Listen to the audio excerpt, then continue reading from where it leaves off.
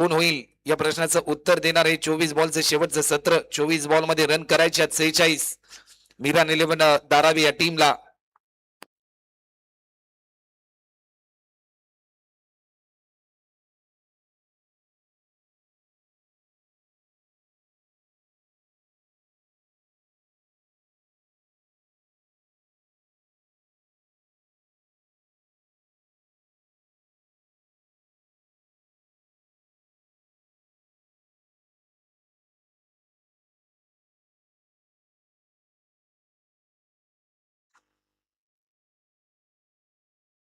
चला मॅच आपण लगेचच ऑन करा.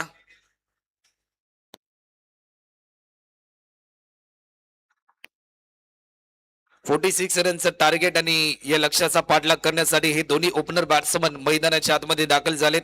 गोलंदाजीच्या ट्रॅकवर गोलंदाज अभि आपल्याला पाहायला मिळतोय.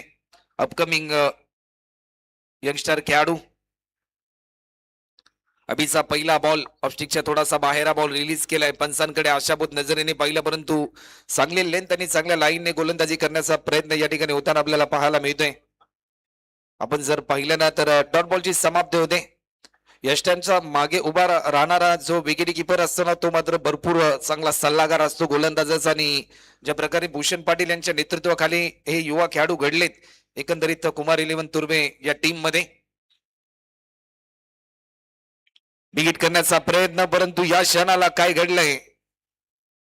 हा दुसरा बॉल देखील निर्धाव येताना आपल्याला पाहायला मिळालाय. 22 बॉल मध्ये आता मात्र रन करायचे त्या म्हणजे 46.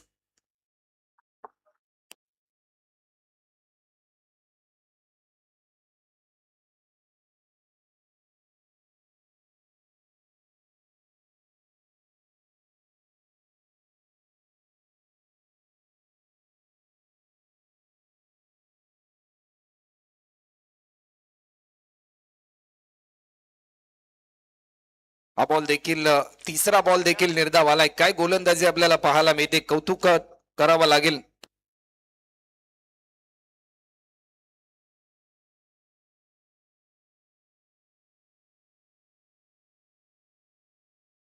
गोलंदाज सज्ज होतात. हा बॉल देखील थोडस प्रभावित केलं,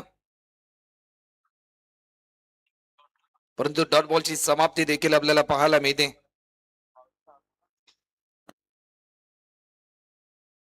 सलगचे 4 चेंडू आतापर्यंत निर्धाव स्वरूपाचे आलेत.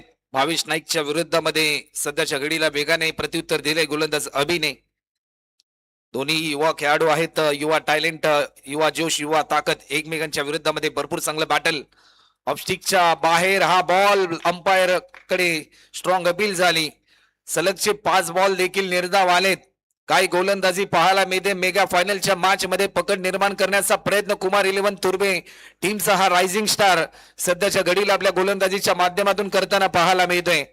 जर हा बॉल आला तर या स्पर्धेतील पहिलं मेडन षटक टाकण्याचा विक्रम देखील अभिच्या नावावर होईल.